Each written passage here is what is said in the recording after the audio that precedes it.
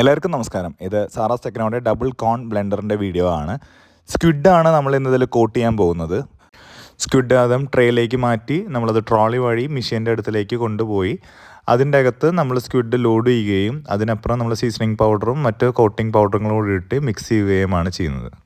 Coating powder ഇത്ര kilo സ്ക്വിഡിന് നിശ്ചിതമായ അളവിലാണ് നമ്മളതിൽ ലോഡ് ചെയ്തുകൊണ്ടിരിക്കുന്നത്. ഡബിൾ കോൺ ബ്ലെൻഡർ എന്ന് പറയുന്നത് ഫുള്ളി SS304L ഗ്രേഡിൽ നിർമ്മിച്ചതാണ്. ഇതിന് VFD നമ്മൾ പ്രൊവൈഡ് ചെയ്തിട്ടുണ്ട്. അതാണ് ബ്ലെൻഡിങ്ങിൻ്റെ സ്പീഡ് കൺട്രോൾ ചെയ്യുന്നത്. അതേപോലെ ഇതിൻ്റെ അകത്ത് ഒരു പാഡിൽസ് ഉണ്ടാവും, കുറച്ചും കൂടി നല്ല അജിറ്റേഷൻ കിട്ടാൻ വേണ്ടിയാണത്. ഡബിൾ കോൺ ബ്ലെൻഡർ കുറച്ചും കൂടി പ്രിസൈസ് ആയിട്ടുള്ള ബ്ലെൻഡിങ്ങിന് വേണ്ടി യൂസ് ചെയ്യുന്നതാണ്. ഉദാഹരണത്തിന് സ്ക്വിഡിൻ്റെ അകത്ത് ഇൻസൈഡിൽ കോട്ടിങ് വരാൻ സാധാ ബ്ലെൻഡിങ്ങിൽ നമുക്ക് സാധ്യമല്ല.